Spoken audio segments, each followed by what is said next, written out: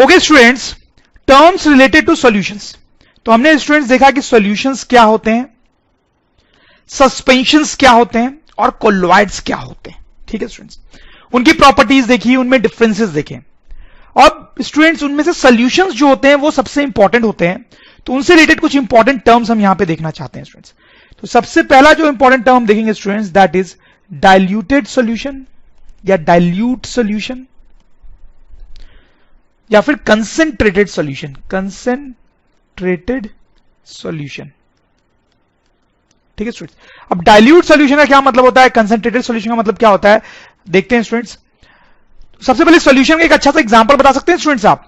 तो सॉल्यूशन का एक बहुत अच्छा सा एग्जांपल है स्टूडेंट्स, सॉल्ट प्लस वाटर। सही है, सॉल्ट को हम वाटर में डिसॉल्व कर देते हैं तो सॉल्यूशन बनता है, हमने देखा स्टूडेंट्स। अब सपोज करो स्टूडेंट्स, ये एक बीकर है हमारे पास, उसमें कुछ वाटर है और एक और बीकर है जिसमें भी वाटर है, दोनों में इक्वल अमाउंट ऑफ वाटर है। ठीक है, तो सपोज करो दोनों में जो है 1 लीटर वाटर है, दोनों में 1 लीटर वाटर है।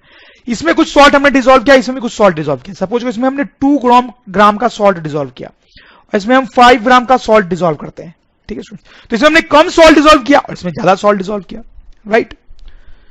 तो ये जो सॉल्यूशन होगा स्टूडेंट्स, ये कंसंट्रेटेड सॉल्यूशन कहलाएगा, ये कंसंट्रेटेड सॉल्यूशन कहलाएगा। ठीक है, क्योंकि इसमें हमने ज्यादा सॉल्ट डिसॉल्व किया है, इसमें हमने कम सॉल्ट डिसॉल्व किया है, तो ये डाइल्यूट या डाइल्यूटेड सॉल्यूशन कहलाएगा। ठीक है स्टूडेंट्स, तो आप समझ रहे होंगे, बहुत ही सिंपल सा मीनिंग है। डाइल्यूट सॉल्यूशन का मतलब कि जो सॉल्यूट है वो स्मॉल अमाउंट में है, solute in small amount, solute in small amount. ठीक है, सॉल्यूट, यहां पे सॉल्ट इज सॉल्यूट, सॉल्यूट अगर स्मॉल अमाउंट में है तो हम बोलते हैं डाइल्यूटेड सॉल्यूशन है, और अगर सॉल्यूट लार्ज अमाउंट में है तो कंसंट्रेटेड सॉल्यूशन है, solute in large amount, large amount. ठीक है स्टूडेंट्स, अब यहां पर एक और टर्म स्टूडेंट्स हम देखना चाहेंगे, that is unsaturated, unsaturated solution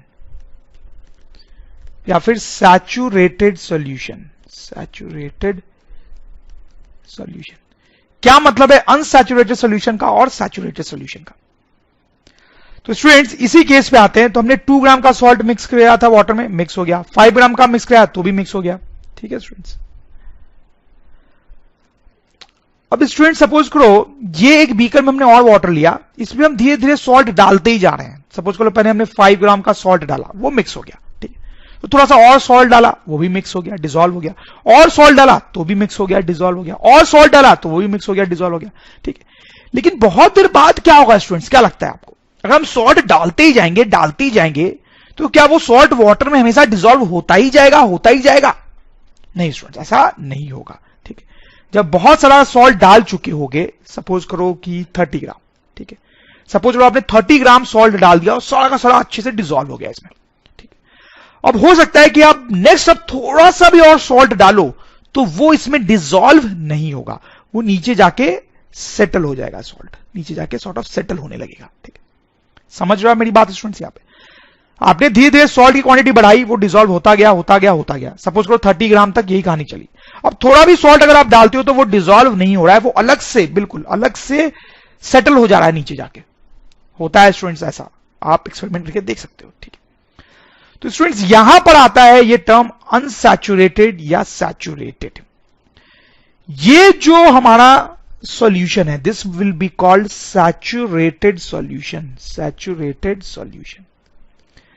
saturated solution का मतलब है ऐसा सॉल्यूशन जिसमें और सॉल्यूट नहीं मिक्स किया जा सकता।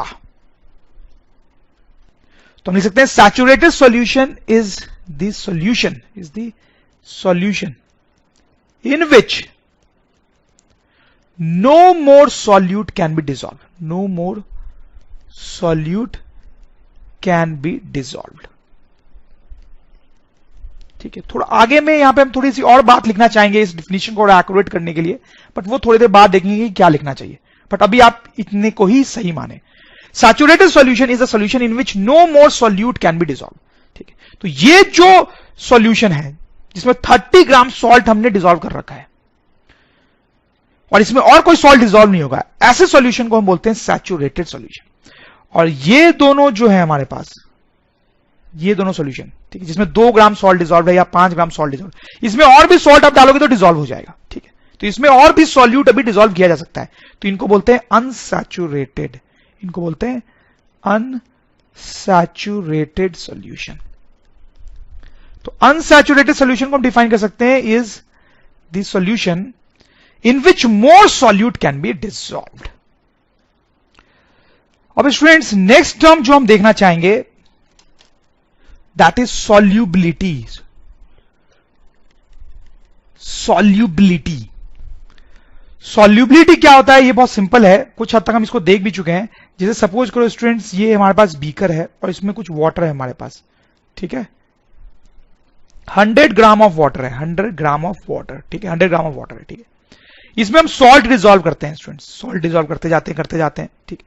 तो थोड़ा थोड़ा करके हम सॉल्ट की क्वांटिटी बढ़ाते जा रहे हैं, वो इसमें डिजॉल्व होता जाएगा, ठीक है स्टूडेंट्स। जब आप 36 ग्राम ऑफ सॉल्ट डिजॉल्व कर चुके होंगे स्टूडेंट्स, ठीक है, 36 ग्राम ऑफ सॉल्ट डिजॉल्व कर चुके होंगे, तो उसके बाद ये सॉल्यूशन सैचुरेटेड हो जाएगा, सैचुरेटेड मतलब अब आप थोड़ा सा भी और सॉल्ट डालोगे तो वो डिजॉल्व नहीं होगा, ठीक है। तो स्टूडेंट्स यहां पर हम बोलेंगे कि 36 gram is solubility of salt in water. तो कहने का क्या मतलब होता है स्टूडेंट्स, हम ऐसा बोल सकते हैं कि सॉल्युबिलिटी इज, या फिर मोर एक्यूरेटली ऐसे लिखें कि द मैक्सिमम अमाउंट ऑफ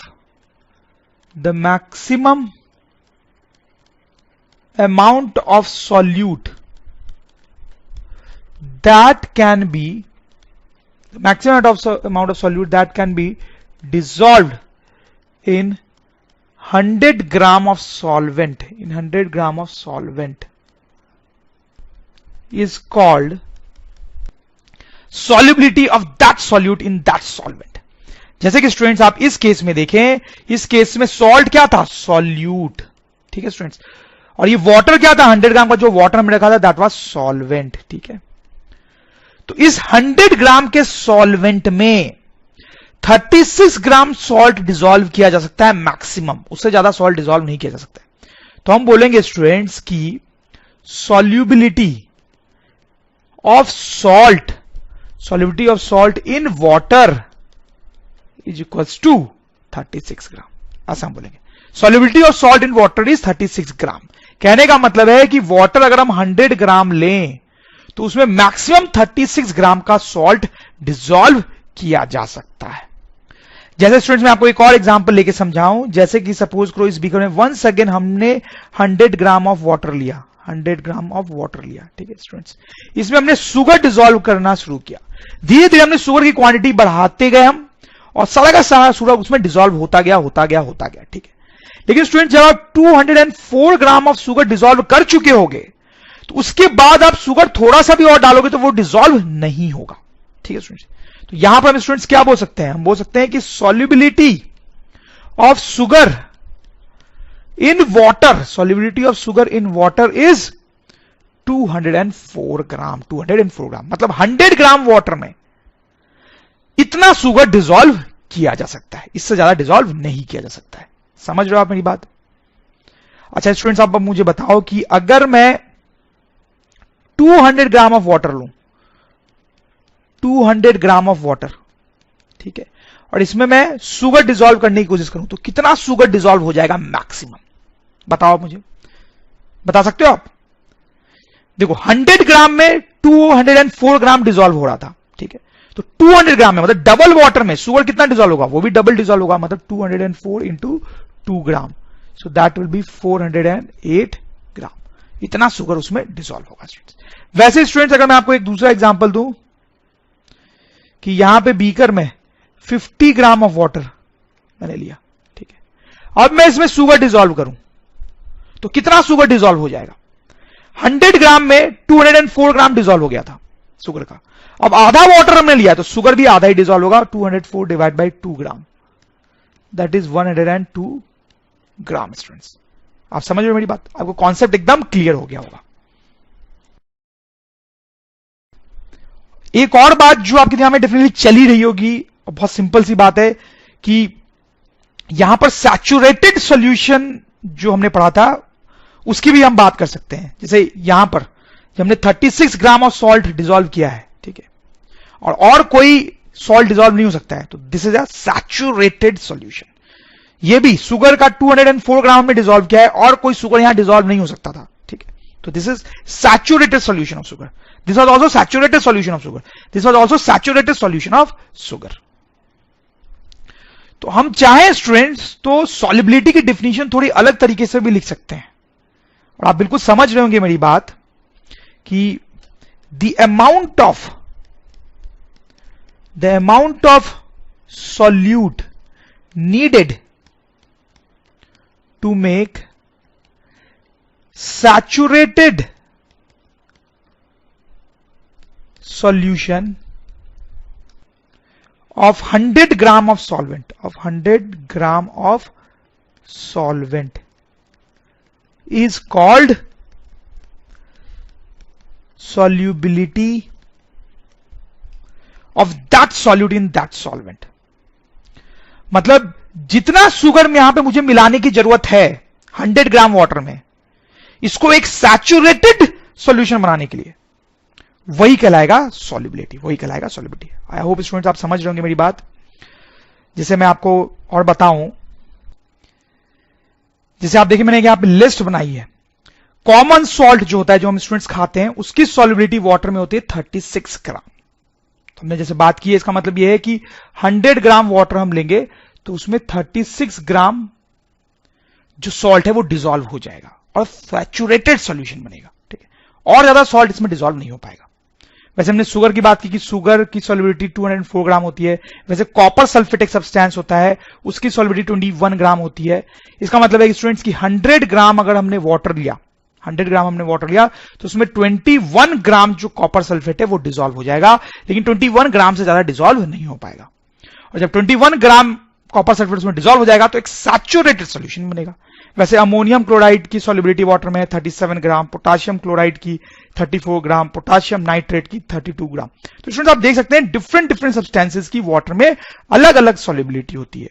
कोई ज्यादा डिसॉल्व हो जाता है बहुत, जैसे शुगर जो है वो बहुत ज्यादा डिसॉल्व हो जाता है, ठीक है, लेकिन जो कॉपर सल्फेट है वो उसके कंपेरिजन में बहुत कम ही डिसॉल्व हो रहा है, ठीक है। आई होप स्टूडेंट्स आप समझ रहे होंगे मेरी बात। ओके स्टूडेंट्स, अब नेक्स्ट जो हम बात करना चाहते हैं, जो नेक्स्ट हम पॉइंट देखना चाहते हैं स्टूडेंट्स, वो सॉल्युबिलिटी से रिलेटेड ही है, और उसके लिए हम हेडिंग डाल सकते हैं effect of temperature, effect of temperature on solubility, ठीक है स्टूडेंट्स। तो स्टूडेंट्स इस हेडिंग में हम दो पॉइंट्स पढ़ेंगे। तो सबसे पहले पॉइंट ए देखते हैं स्टूडेंट्स। तो देखो सपोज करो कि हमारे पास एक बीकर है स्टूडेंट्स और उसमें वाटर है स्टूडेंट्स, ठीक है, 100 ग्राम ऑफ वाटर। इसमें कितना सॉल्ट डिसॉल्व हो जाता है स्टूडेंट्स, हमने देखा है, बताएं आप, 36 ग्राम सॉल्ट इसमें डिसॉल्व हो जाता है, और ज्यादा सॉल्ट आप डिसॉल्व करने की कोशिश करोगे तो नहीं होता है, ठीक है। अब ये सैचुरेटेड सॉल्यूशन है, ठीक है स्टूडेंट्स। पर स्टूडेंट्स अभी यहां पर एक कैच है। यहां पर क्या है, टेम्परेचर का भी बड़ा इंपॉर्टेंट रोल होता है। ये जो पूरी सिचुएशन हमने देखी है वो तब ट्रू होती है जब यहां पर जो वाटर है उसका टेम्परेचर 20 डिग्री सेंटीग्रेड हो। जब वाटर का टेम्परेचर यहां पर 20 डिग्री सेंटीग्रेड है तब ऐसा होगा कि आप 36 ग्राम ऑफ सॉल्ट डिसॉल्व कर पाओगे, उससे ज्यादा नहीं। लेकिन स्टूडेंट्स अगर हम वाटर का टेम्परेचर चेंज कर दें, सपोज करो इस बीकर में मेरे पास वाटर है, 100 ग्राम ही वाटर है, लेकिन उसका टेम्परेचर ज्यादा है, सपोज करो 40 डिग्री सेंटीग्रेड है, 40 डिग्री सेंटीग्रेड। अब स्टूडेंट्स हम इसमें सॉल्ट डिसॉल्व करेंगे तो क्या होगा, क्या लगता है आपको, कितना सॉल्ट डिसॉल्व होना चाहिए स्टूडेंट्स? अब स्टूडेंट जब वाटर का टेम्परेचर ज्यादा है तो अगर आप एक्सपेरिमेंट करके देखेंगे तो आप देखेंगे कि पहले से ज्यादा सॉल्ट डिसॉल्व हो जाएगा इसमें, पहले से ज्यादा। फॉर एग्जांपल हम बोल देते हैं कि सपोज करो 42 ग्राम का सॉल्ट डिसॉल्व हो जाता है, ठीक। आपको याद नहीं रखना है ये नंबर, ठीक है, और मैं ये भी नहीं बोल रहा हूं कि ये नंबर सही है, हमें जानना भी नहीं है कि कितना हो जाता है, बस हमें ये जानना है कि 36 ग्राम से ज्यादा सॉल्ट डिसॉल्व हो जाएगा, ठीक है। वैसे स्टूडेंट्स अगर हम सपोज करो यहां वाटर लेते हैं 100 ग्राम का और सपोज करो और ज्यादा टेम्परेचर पे 80 डिग्री सेंटीग्रेड पे, अब जब आप सॉल्ट डिसॉल्व करोगे स्टूडेंट्स तो और भी ज्यादा सॉल्ट इसमें डिसॉल्व हो जाएगा। सपोज करो 60 ग्राम का सॉल्ट डिसॉल्व हो गया, ठीक है। आप समझ रहे हो स्टूडेंट्स मैं आपको क्या बताना चाह रहा हूं? तो हम बोल सकते हैं स्टूडेंट्स जब टेम्परेचर 20 डिग्री सेंटीग्रेड था तो यहां पर सॉल्ट की सॉल्युबिलिटी वाटर में 36 ग्राम थी। जब टेम्परेचर 40 डिग्री सेंटीग्रेड था तो सॉल्ट की सॉल्युबिलिटी इस वाटर में 42 ग्राम थी। मतलब जैसे जैसे हम टेम्परेचर बढ़ा रहे हैं, solubility of solid solute in liquid solvent increases. आप समझ रहे हो मेरी बात? ठीक है, हाई टेम्परेचर पे लिक्विड का टेम्परेचर अगर हाई है तो उसमें ज्यादा सॉलिड सॉल्यूट डिसॉल्व हो जाता है। ठीक है स्टूडेंट्स, तो इससे पहले जो भी हम सॉल्युबिलिटी की बात कर रहे थे, जो भी नंबर्स मैंने आपको सॉल्युबिलिटी के लिए दिए थे वो 20 डिग्री सेंटीग्रेड के लिए दिए थे। ठीक है, अगर टेम्परेचर ज्यादा हो तो सॉल्युबिलिटी ज्यादा होगी। वैसे अगर 10 डिग्री सेंटीग्रेड पे वाटर लेंगे तो उसमें और कम सॉल्ट डिसॉल्व होगा, 36 ग्राम से कम सॉल्ट डिसॉल्व होगा। अब जैसे स्टूडेंट्स मैं आपसे यहां पे एक छोटा सा क्वेश्चन पूछता हूं, देखते हैं आप आंसर कर पाते हो या नहीं। सपोज करो स्टूडेंट्स यहां बीकर में मेरे पास एक लिक्विड है, ठीक है स्टूडेंट्स, और इसमें कोई सॉल्यूट, कोई सॉलिड सॉल्यूट जो है वो मैंने इसमें डिसॉल्व किया। ठीक है, सपोज करो ये 30 डिग्री सेंटीग्रेड पे पूरा सेटअप है हमारा। ठीक है, और हमने इतना सॉलिड इसमें डिसॉल्व कर दिया कि हमारे पास एक सैचुरेटेड सॉल्यूशन बन गया। यहां पे सैचुरेटेड सॉल्यूशन बन गया। ठीक है स्टूडेंट्स, सैचुरेटेड सॉल्यूशन बन गया। ओके, समझ रहा है मेरी बात? वो सॉलिड को मैंने लिक्विड में डिसॉल्व किया, इतना सॉलिड डिसॉल्व कर दिया कि यहां पे सैचुरेटेड सॉल्यूशन बन गया। ठीक है स्टूडेंट्स, अब अगर स्टूडेंट्स हम यहां पर टेम्परेचर बढ़ा के से 40 डिग्री सेंटीग्रेड कर दें तो क्या होगा, आपको यह बताना है। और टेम्परेचर घटा के 20 डिग्री सेंटीग्रेड कर दें तो क्या होगा, बताएं आप स्टूडेंट्स। सपोज टेम्परेचर बढ़ा के हमने 40 डिग्री सेंटीग्रेड कर दिया, अब क्या होगा स्टूडेंट्स? देखो, क्योंकि हमने टेम्परेचर बढ़ा दिया है स्टूडेंट्स, तो सॉल्युबिलिटी क्या हो जाएगी, बढ़ जाएगी। अभी भी हमने देखा है कि टेम्परेचर बढ़ाने पे सॉल्युबिलिटी बढ़ जाती है। ठीक है स्टूडेंट्स, इसका मतलब है कि अब हम और सॉलिड भी इसमें डिसॉल्व कर पाएंगे, चाहे तो हम इसमें और भी ज्यादा सॉलिड डिसॉल्व कर पाएंगे अब। ठीक है, इसका मतलब है अब ये जो सॉल्यूशन है 40 डिग्री सेंटीग्रेड पे वो अनसैचुरेटेड है। ये सैचुरेटेड था 30 पे, क्योंकि इसमें और ज्यादा सॉलिड अभी डिसॉल्व नहीं कर सकते थे, लेकिन 40 डिग्री सेंटीग्रेड पे सॉल्युबिलिटी बढ़ गई है, तो अब और भी सॉलिड डिसॉल्व किया जा सकता है, मतलब अब ये अनसैचुरेटेड है। तो student, this is an important point two note कि वही सॉल्यूशन 30 डिग्री सेंटीग्रेड पे सैचुरेटेड था, लेकिन 40 डिग्री सेंटीग्रेड पे या 50 डिग्री सेंटीग्रेड पे, 60 डिग्री सेंटीग्रेड पे वो अनसैचुरेटेड हो जाएगा, उसमें और सॉलिड डिसॉल्व की जा सकती है। ठीक है, आपको समझ में आ रही होगी बात? ठीक है, तो हम लिख भी सकते हैं कि अ saturated solution of solid in a liquid becomes unsaturated as temperature is increased, temperature increase करने पे वो अनसैचुरेटेड हो जाता है। Very important point. अच्छा, ये और भी इंटरेस्टिंग है स्टूडेंट्स, अगर टेम्परेचर डिक्रीज करें तो क्या होगा, आप सोच के देखो जरा। टेम्परेचर अगर हम डिक्रीज कर दें तो क्या होगा? टेम्परेचर डिक्रीज करने पे तो सॉल्युबिलिटी कम होगी, कम होनी चाहिए, और कम होनी चाहिए सॉल्युबिलिटी। तो स्टूडेंट्स, हमने तो यहां पे कुछ सॉलिड डिसॉल्व कर रखा है, सपोज करो कि 40 ग्राम का सॉलिड डिसॉल्व कर रखा है हमने। ठीक है, और सैचुरेटेड सॉल्यूशन है। ठीक है, क्योंकि हमने टेम्परेचर कम किया तो अब सॉल्युबिलिटी कम हो गई होगी, हो सकता है कि 35 ग्राम हो गई हो, 35 ग्राम हो गई होगी, मतलब 20 डिग्री सेंटीग्रेड पे तो 35 ग्राम का ही सॉलिड डिसॉल्व हो सकता है, लेकिन हमने तो 40 ग्राम का कर रखा है। ठीक है, तो अब क्या होगा टेम्परेचर कम करने पे? सोच के देखो आप, टेम्परेचर कम करने पे 35 ग्राम तो डिसॉल्व रहेगा, 35 ग्राम डिसॉल्व रहेगा, लेकिन जो 5 ग्राम है स्टूडेंट्स वो बाहर आ जाएगा, वो अलग से आपको दिखेगा, वो अब डिसॉल्व नहीं रहेगा, अनडिसॉल्व्ड। जैसे कि स्टूडेंट सपोज करो यहां पे ये सॉल्ट था 40 ग्राम सॉल्ट हमने यहां पे डिसॉल्व कर रखा था। ठीक है, एकदम सैचुरेटेड। ठीक है, आपने 20 डिग्री सेंटीग्रेड किया, टेम्परेचर कम किया, तो अब सॉल्युबिलिटी मान लो 35 हो गई, तो 35 ग्राम ऑफ सॉल्ट तो डिसॉल्व रहेगा, लेकिन बाकी का जो 5 ग्राम सॉल्ट है वो आपको नीचे अलग से डिपॉजिट हुआ हुआ दिखेगा, अलग से वो सॉल्ट डिपॉजिट हुआ हुआ दिखेगा, वो डिसॉल्व नहीं होगा, वो बाहर आ जाएगा स्टूडेंट्स। ठीक है, तो दिस इज वेरी इंटरेस्टिंग। तो स्टूडेंट्स हम देख सकते हैं, if saturated solution is cooled down, if saturated solution is cooled down, some dissolved solute separates from solution, वो solution से सेपरेट होके बाहर अलग से आ जाएगा। ठीक है स्टूडेंट्स, ठीक है, तो आपको बात समझ में आ गई होगी। एक बार मैं फिर से रिपीट कर देता हूं, 30 डिग्री सेंटीग्रेड पे ये टेम्परेचर सैचुरेटेड था, हमने टेम्परेचर बढ़ाया तो अब वो अनसैचुरेटेड हो गया क्योंकि इसमें और सॉलिड डिसॉल्व हो सकता था। ठीक है, अगर हमने टेम्परेचर कूल किया तो सॉलिडिटी कम हुई। ठीक है, तो यानी अब कम ही सॉलिड जो है वो इसमें डिसॉल्व रह सकता है, बाकी का सॉलिड ऐसे बाहर आ जाएगा स्टूडेंट्स। ठीक है, तो स्टूडेंट्स इसी कॉन्सेप्ट पे बिल्कुल एक और क्वेश्चन देखते हैं ताकि बिल्कुल कोई भी डाउट नहीं रह जाए हमें। सॉल्युबिलिटी ऑफ एक्स कोई सॉलिड है, उसकी सॉल्युबिलिटी वाटर में दी हुई है एट 20 डिग्री सेंटीग्रेड 40 ग्राम। 25 डिग्री सेंटीग्रेड पे आप देखो सॉल्युबिलिटी बढ़ के 42 ग्राम हो गई, ये सही है। 30 डिग्री सेंटीग्रेड पे सॉल्युबिलिटी और भी ज्यादा हो गई स्टूडेंट्स। ठीक है, फिर यहां पे हमारे पास एक सैचुरेटेड सॉल्यूशन है। आप देखो 25 डिग्री सेंटीग्रेड पे 100 ग्राम वाटर में, 25 डिग्री सेंटीग्रेड पे 100 ग्राम वाटर में 42 ग्राम एक्स डिसॉल्व किया गया है।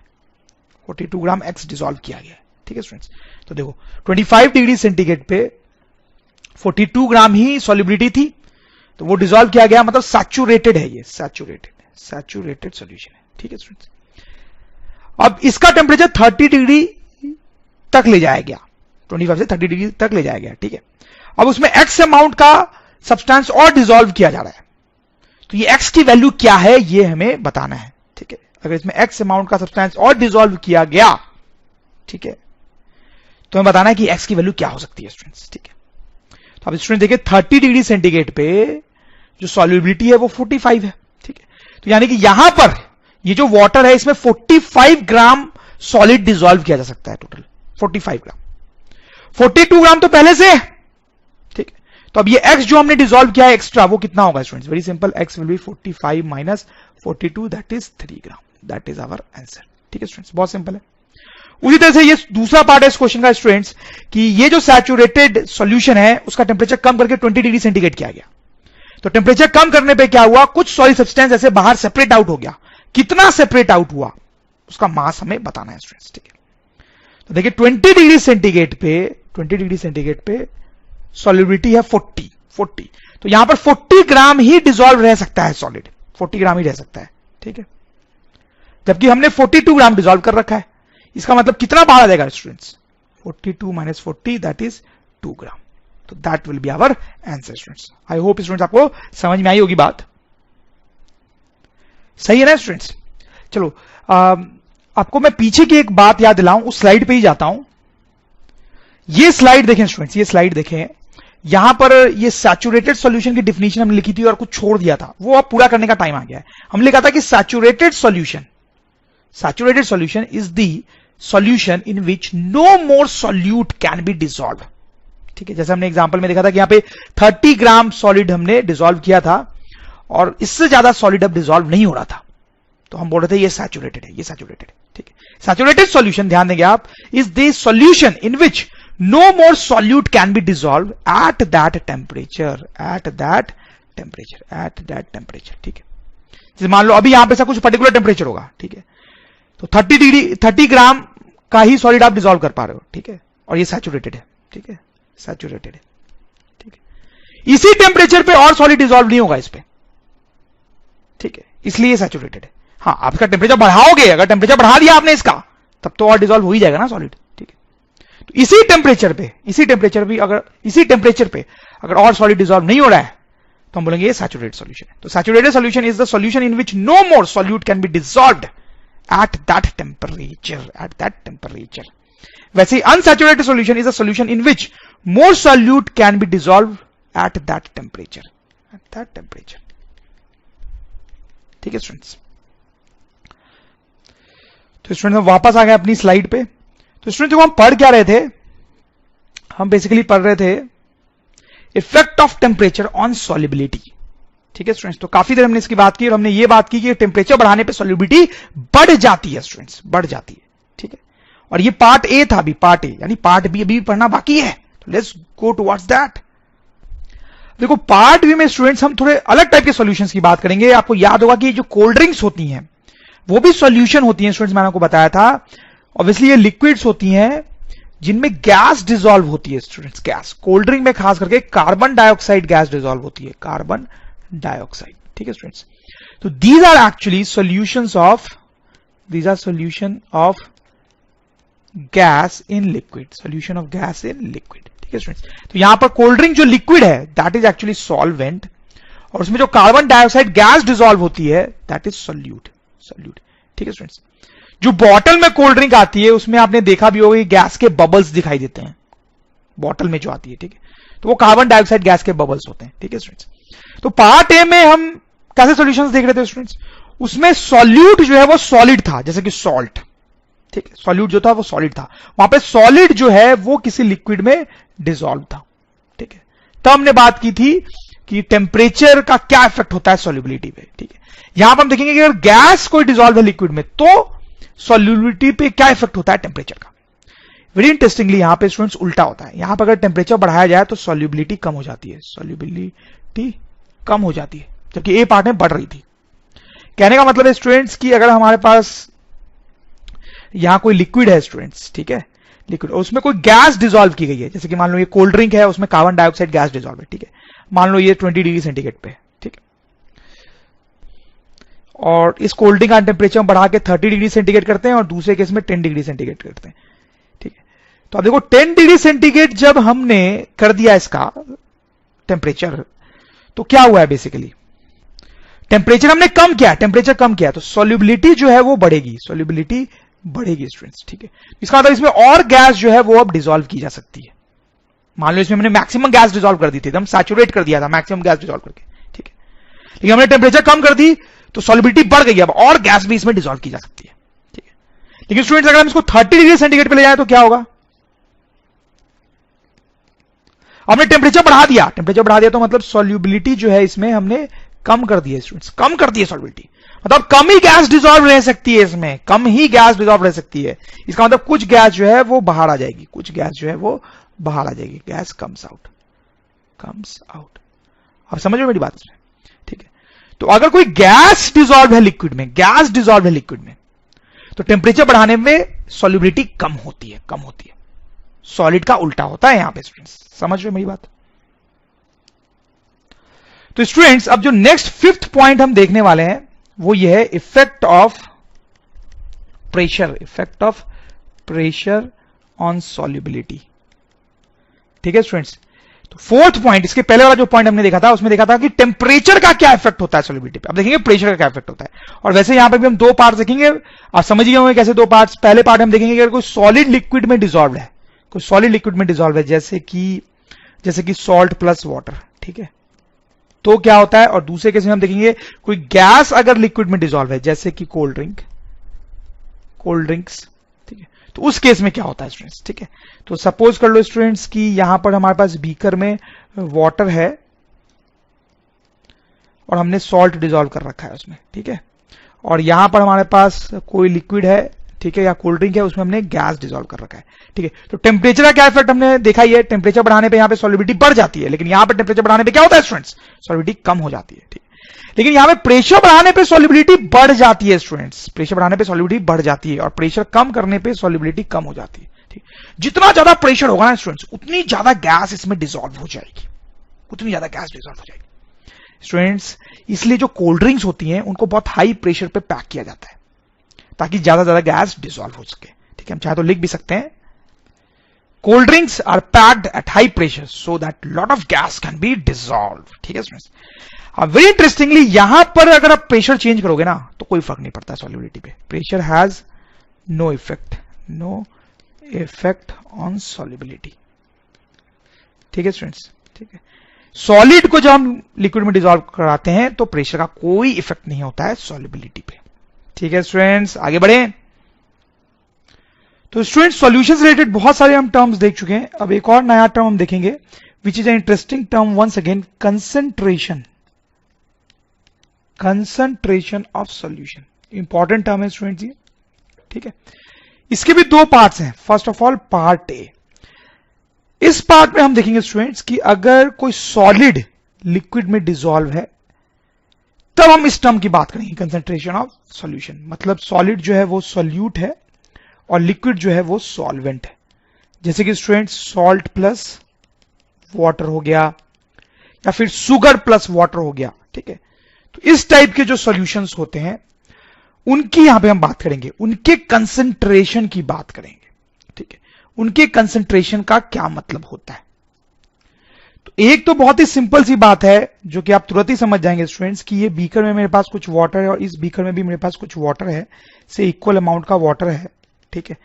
इसमें हो सकता है मैंने कम सॉल्ट मिक्स किया हो और इसमें बहुत ज्यादा सॉल्ट मिक्स कर दिया हो, ठीक है स्टूडेंट्स। तो यहां पर आप क्लियरली समझ सकते हैं कि हम बोलेंगे कि इस सॉल्यूशन में कंसंट्रेशन ज्यादा है सॉल्ट का, high concentration of salt, high concentration of salt, ठीक है स्टूडेंट्स। इस केस में हमने सॉल्ट कम डिसॉल्व किया है तो हम बोलेंगे इस केस में लो कंसंट्रेशन ऑफ सॉल्ट है स्टूडेंट्स, ठीक है, समझ लो आप। तो किसी सॉल्यूशन में कंसंट्रेशन ज्यादा होने का मतलब है कि उसमें जो सॉलिड हमने डिसॉल्व किया वो ज्यादा डिसॉल्व किया, ठीक है। कम होने का मतलब है कि सॉलिड कम डिसॉल्व किया। देखो मैथमेटिकली भी हम यहां पे बात कर सकते हैं। मैथमेटिकली हम बोलते हैं कि concentration of a solution, concentration of such a solution जिसमें एक सॉलिड को लिक्विड में मिक्स किया गया हो, एक सॉलिड को लिक्विड में मिक्स किया गया हो, is equals to mass of solute, mass of solute divided by mass of solution, mass of solution into 100।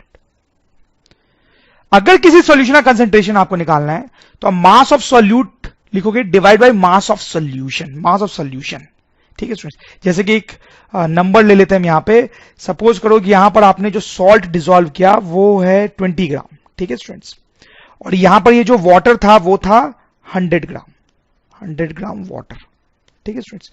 100 gram water आपने लिया था, उसमें 20 ग्राम सॉल्ट आपने डिसॉल्व किया, ठीक है। तो कंसंट्रेशन इस केस में क्या होगा, मास ऑफ सॉल्यूट, सॉल्यूट का मास कितना है 20 ग्राम, ठीक है स्टूडेंट्स, डिवाइड बाई, आप ध्यान देंगे स्टूडेंट्स, मास ऑफ सॉल्यूशन। अब यहां पर जो सॉल्यूशन है उसका मास कितना होगा, क्या वो 100 होगा स्टूडेंट्स, आप ध्यान दें।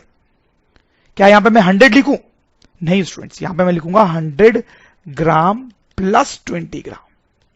देखो यहां पे मास of solution, mass of solvent नहीं है, मास ऑफ सॉल्वेंट नहीं है, मास ऑफ सॉल्यूशन है, सॉल्यूशन का मास, ठीक है। तो ये सॉल्ट और वाटर दोनों मिलकर सॉल्यूशन बना रहे हैं ना, सॉल्ट और वाटर दोनों मिलकर सॉल्यूशन बना रहे हैं, तो यहां पर मास ऑफ सॉल्यूशन में दोनों का मास ऐड करना पड़ेगा, ठीक है, इनटू 100। तो ये स्टूडेंट्स आ जाएगा 20 डिवाइड बाई 120 इंटू 100। तो ये स्टूडेंट्स इस तरह से कैंसिल हो जाएगा, 100/6, इसको सॉल्व करने पे आ जाएगा 16.66%, ठीक है स्टूडेंट्स। तो इस केस में हम बोलेंगे कि जो कंसंट्रेशन है सॉल्यूशन का दैट इज 16.66%। समझ में आई आपको बात स्टूडेंट्स। तो इसमें जो चीज गलती होती है वो ये है कि ऊपर तो ठीक है मास ऑफ सॉल्यूट रखना है, ठीक है, जैसे यहां पे सॉल्ट का मास रखना था, नीचे मास ऑफ सॉल्यूशन रखना है, मास ऑफ सॉल्यूशन। इनफैक्ट हम इसको ऐसे लिख सकते हैं कि कंसंट्रेशन, कंसंट्रेशन को शॉर्ट में ऐसे लिखते हैं, ऑफ सॉल्यूशन, सॉल्यूशन को शॉर्ट में ऐसे लिखते हैं, equals to mass of solute divided by, mass of solution था ना, उसके जगह पे आप लिख सकते हो mass of solute plus mass of solvent, mass of solvent into 100, ठीक है। तो नीचे मास ऑफ सॉल्यूशन लिखना है, मतलब सॉल्यूट और सॉल्वेंट दोनों का मास ऐड करके लिखना होता है। This is the concentration of solution. एक दो एग्जांपल सॉल्व करेंगे तो आपको और क्लियर हो जाएगा।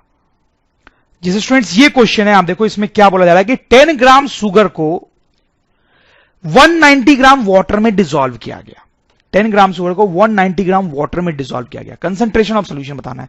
तो कंसंट्रेशन ऑफ सॉल्यूशन का फॉर्मूला है मास ऑफ सॉल्यूट डिवाइडेड बाई, हमने देखा मास of solute plus mass of solvent, ठीक है स्टूडेंट्स, इनटू 100। तो बेसिकली नीचे मास ऑफ सॉल्यूशन आता है, सॉल्यूशन का जो टोटल मास होगा वो सॉल्यूट का मास प्लस सॉल्वेंट का मास होगा। तो स्टूडेंट्स यहां से हो जाएगा मास of solute, mass of solute is 10 ग्राम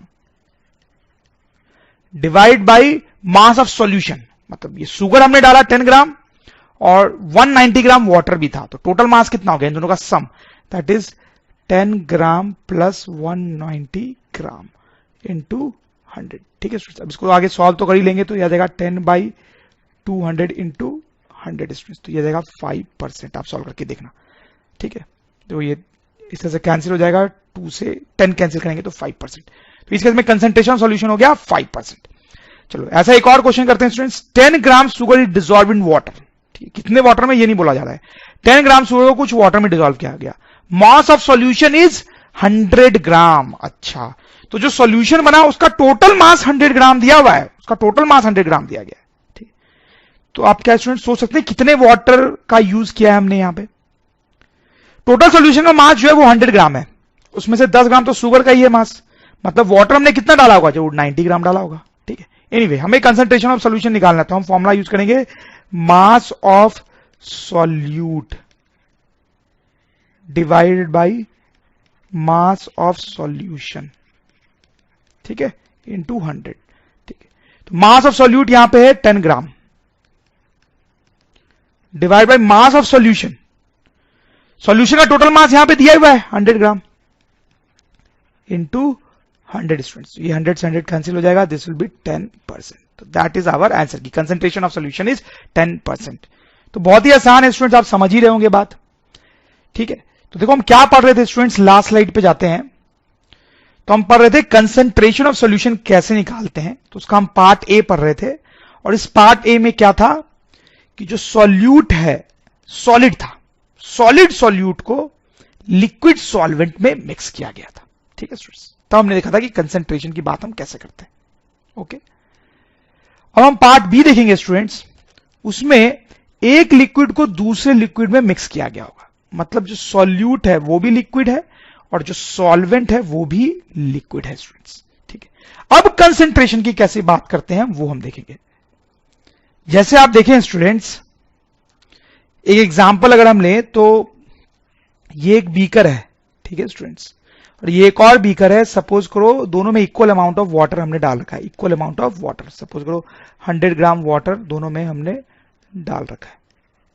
ठीक है स्टूडेंट्स, इसमें हमने एक दूसरी लिक्विड डाली अल्कोहल नाम की।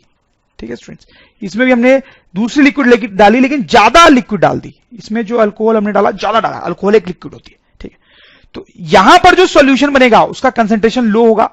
ठीक, लो कंसंट्रेशन। और यहां पर जो अल्कोहल का सॉल्यूशन बनेगा that will B high concentration, high concentration. ठीक है स्टूडेंट्स, ठीक है, तो यहां पर ये जो अल्कोहल है दैट इज सॉल्यूट, ये अल्कोहल जो है वो सॉल्यूट है। ठीक है, और ये जो वाटर है दैट इज सॉल्वेंट, सॉल्वेंट। ठीक है स्टूडेंट्स, जब दो लिक्विड्स को मिक्स करते हैं, तो कई बार लोगों के दिमाग में कंफ्यूजन आ जाता है कि किसको सॉल्यूट और किसको सॉल्वेंट बोलेंगे। ठीक है, जो लिक्विड ज्यादा होती है, ज्यादा अमाउंट में होती है, वो सॉल्वेंट कहलाती है। जो लिक्विड कम अमाउंट में होती है वो सॉल्यूट कहलाती है। ठीक है, तो जैसे यहां पर जो वाटर था वो ज्यादा अमाउंट में था। ठीक है, सॉल्वेंट। अल्कोहल हमने मिलाया है लेकिन वो वाटर से कम अमाउंट में मिलाया है। ठीक है, इसलिए वो सॉल्यूट है। ठीक है स्टूडेंट्स, अब देखो इस केस में जब दो लिक्विड्स को मिक्स किया जाता है तो कंसंट्रेशन को थोड़ा अलग तरीके से डिफाइन करते हैं। कंसंट्रेशन ऑफ सॉल्यूशन इस केस में हम बोलते हैं, ध्यान देना आप क्या डिफरेंस है, volume of solute divided by volume of solution into 100। ठीक है, आप समझ रहे होंगे स्टूडेंट्स, लास्ट केस में हमने वॉल्यूम की जगह पे मास लिखा था, बस इतना ही डिफरेंस है। यहां पे वॉल्यूम की बात करते हैं, volume of solute divided by volume of solution. और स्टूडेंट आप समझ ही रहे होंगे लास्ट टाइम की तरह यहां पे हम लिख सकते हैं volume of solute divide by volume solution. क्या लिख सकते हैं, volume of solute plus volume of solution, sorry volume of solvent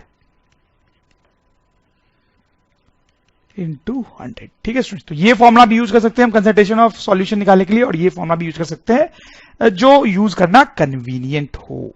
ठीक है स्टूडेंट्स, जैसे एक दो एग्जांपल्स करेंगे तो और आपको क्लियर हो जाएगा। देखो यहां पे कुछ क्वेश्चंस मैंने लिखे हैं। 20 ml ऑफ अल्कोहल, ये एक लिक्विड है alcohol, 20 ml of alcohol is mix with 80 ml of water. ठीक है स्टूडेंट्स, तो आप देख सकते हैं अल्कोहल कम है, वाटर ज्यादा है। ठीक है, तो ये हमारा सॉल्यूट है और ये हमारा सॉल्वेंट है स्टूडेंट्स। ठीक है, कंसंट्रेशन ऑफ सॉल्यूशन निकालना है तो इसके लिए हम फॉर्मुला यूज कर लेंगे, this will be volume of solute divided by volume of solute plus volume of solvent into 100। ठीक है students, volume of solute, solute का वॉल्यूम कितना दिया हुआ है स्टूडेंट्स, 20 ml, मिलीलीटर। फिर सॉल्यूट का वॉल्यूम 20 मिलीलीटर, सॉल्वेंट का वॉल्यूम 80 मिलीलीटर इंटू 100 स्टूडेंट्स। देखो यहां से क्या आ जाएगा, 20 नीचे बाय डिवाइड में क्या आ जाएगा, 100 ml इंटू 100। तो आप देख सकते हो 100 से 100 कैंसिल हो जाएगा, दिस इज 20%। ठीक है स्टूडेंट्स, तो यहां पे हम बोलेंगे इस केस में आंसर है 20% की, कंसंट्रेशन ऑफ सॉल्यूशन इज 20%। चलो एक और क्वेश्चन है यहां पे, देखो क्या है, 20 ml of alcohol is mixed with water once again. ठीक है, volume of solution is 200 ml। अच्छा, अब अल्कोहल और वाटर का जो सॉल्यूशन बन रहा है उस पूरे सॉल्यूशन का ही वॉल्यूम दिया हुआ है, अब कंसंट्रेशन ऑफ सॉल्यूशन निकालना है, तो अब कौन सा फॉर्मूला यूज करें स्टूडेंट्स हम, volume of solute divided by volume of solution into 100। ठीक है स्टूडेंट्स, ठीक है, तो देखो volume of solute 20 ml divide by volume of solution का वॉल्यूम 200 ml इंटू 100। ठीक है, तो ये कैंसिल हो गया इस तरह से। अब देखो ये आ जाएगा 220 का कैंसिल करेगा तो 10 आएगा, 10%। ठीक है स्टूडेंट्स, तो हम बोलेंगे यहां पर कंसंट्रेशन ऑफ सॉल्यूशन इज 10%। समझ में आई बात आपको आप स्टूडेंट्स? तो इसमें ध्यान रखने वाली बात यह है कि जब दो लिक्विड्स को मिक्स किया जा रहा है तो कंसंट्रेशन ऑफ सॉल्यूशन में वॉल्यूम आता है। ठीक है, जबकि ए वाले पार्ट में जब हम सॉलिड को लिक्विड में मिक्स कर रहे थे, तो यहां मास का यूज किया जाता है। ठीक है स्टूडेंट्स।